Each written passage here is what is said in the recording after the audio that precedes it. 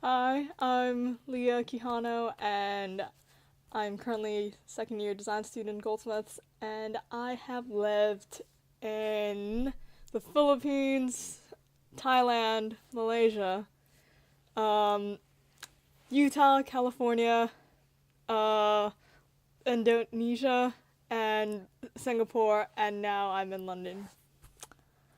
If someone asks me in the street, I always say that I'm half Belgian, half English.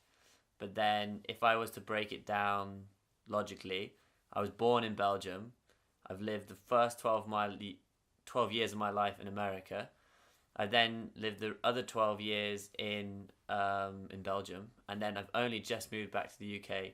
So in that sense, I have an American passport and a British passport. So I would say I'm half Belgium, half English, but grew up in America, probably. Because when you're younger, and you're made to uproot your entire life, then you find a new house, you find a new school, you make new friends, you buy new clothes if you're going from somewhere hot to cold or cold to hot. So you sort of learn that the things that matter are the connections that you have with people and the connections you have with places. But even those, will change. I mean, you could move somewhere else and then come back and then that place won't be the same anymore. So I think we sort of learn to appreciate the moments that we're experiencing as opposed to the objects in them. Yeah. I think with third culture kids, there is a way of avoiding an identity crisis by being surrounded by third culture kids and being in a culture that is international, which I guess is a culture in itself. So it's not like, it's kind of a paradox because you're not um by like acquiring all these different cultures and being part of different societies, you can like create your own sort of culture which is different from every other culture. um so yeah, I think it's good when you're surrounded by people that are going through the same thing, basically, subconsciously. I've always seen it as a positive thing that I'm dual nationality, because for me, I see it as I have um, I have a knowledge about two cultures, or three in my case, because I lived in Japan. But and also I can speak two languages, and I have the kind of teachings of two cultures, because both my parents have completely different upbringings and completely different childhoods, and obviously they'll tell me about them. And I think, if you, and this isn't just if you're dual nationality, you can be open minded if you're one nationality, but if you are dual nationality, then you're probably more likely to be open minded, because you've been brought up to understand that there isn't just one way of doing something. You've been brought up with two. So you have a head start, because you have to grow up with that knowledge. And so if there's two, then it's easier to understand that, oh, there's not just two, there's thousands, millions of ways to do things.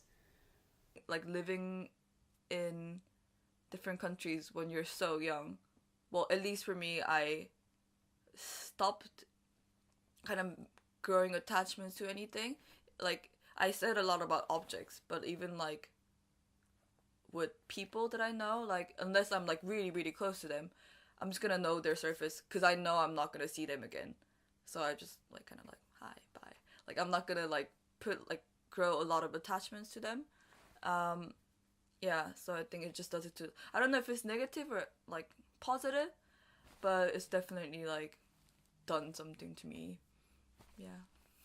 I guess the one thing is that one thing a lot of people ask me is that would I choose not to be a third culture kid? And that's absolutely not, because I don't think I would like myself if I wasn't one.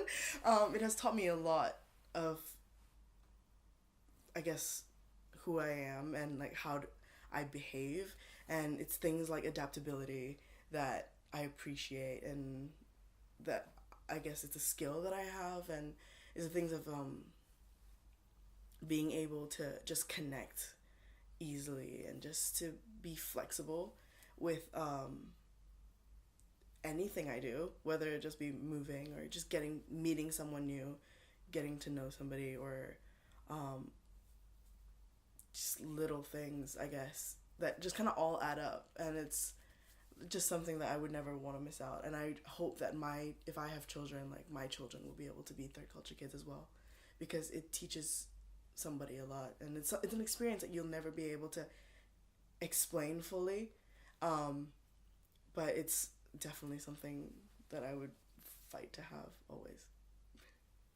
I think it's pretty exciting being a TCK sometimes, but also really difficult in that you have this great friendship with other TCKs that you instantly relate to one another, but then probably about 90% of everyone on the planet has no idea what you're going through or what you see or how you view things necessarily.